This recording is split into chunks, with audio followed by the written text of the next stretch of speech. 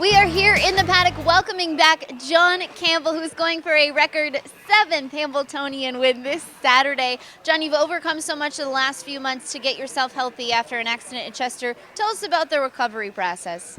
Well, there were 6 weeks I really couldn't do anything. I couldn't use crutches because of my shoulder, and I couldn't put weight on my knees, so I was pretty well limited for 6 weeks. But once I was able to use the crutches, and then I was on those for 2 weeks, and I got back on my feet, the healing process really accelerated. It came much quicker than I anticipated, and every day was better.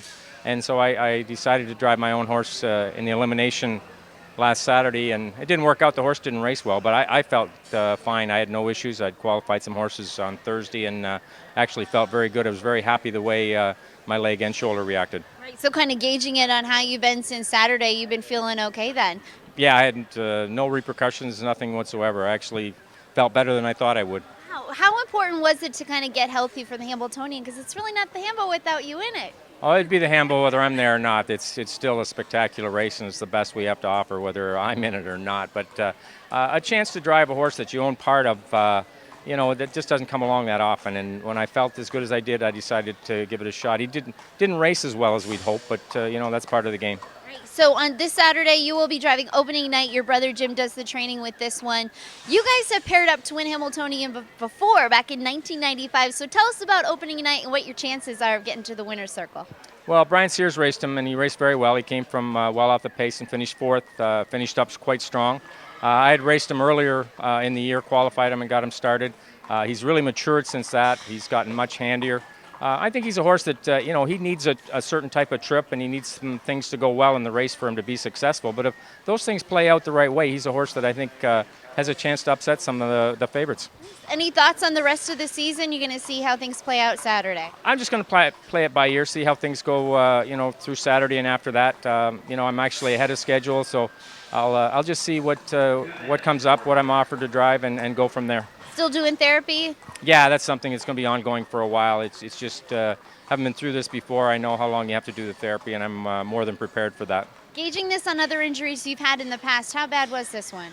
Well, actually, the one I had in 03 with my arm and the one with 06 with my leg were much more catastrophic in breaks. These were breaks, but they didn't need surgery. It was just a question of waiting for them to heal up, and the recovery time and even the rehab is nowhere near as intense as the other two.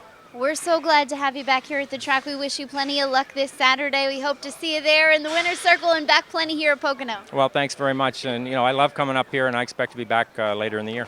We're here in the paddock with Andy Miller, driving man of many missions this Saturday, the favorite in the Hambletonian. Obviously, your one mission here is to win, right? Absolutely. That's why I'm there. That's what I dream about, and that's what I want to do. You've been driving this horse. Your brother Irv is the trainer. 4 for 5 hitting the board. Tell us about this 3-year-old. He's a very good horse. He's got a few issues. He had a little problem with a foot, but he's kind of gotten over that, and hopefully he's peaking at the right time. Right. You saw that he had made a break early in July and opened at the Meadowlands. Was that because of the foot, or was there some issues that he's kind of working through? That was mostly because of the foot, and he's got a few other issues, but and he's always a little bumpy gaited, but he loves his job and he's very good at it. So post position, you're coming from the 2-hole. How important is that in a race like this? It's very important not to be too far outside and to be involved in the race, but a little strategy and a little racing luck is very important too. A little racing luck, I like it. Are you nervous at all? Not really. No, I'm just anticipating and excited more than nervous. No, very exciting. Talk about the competition a little bit. I know you got Brabant right next door, coming from the inside post. Pastor Steven, also very tough, coming from the outside.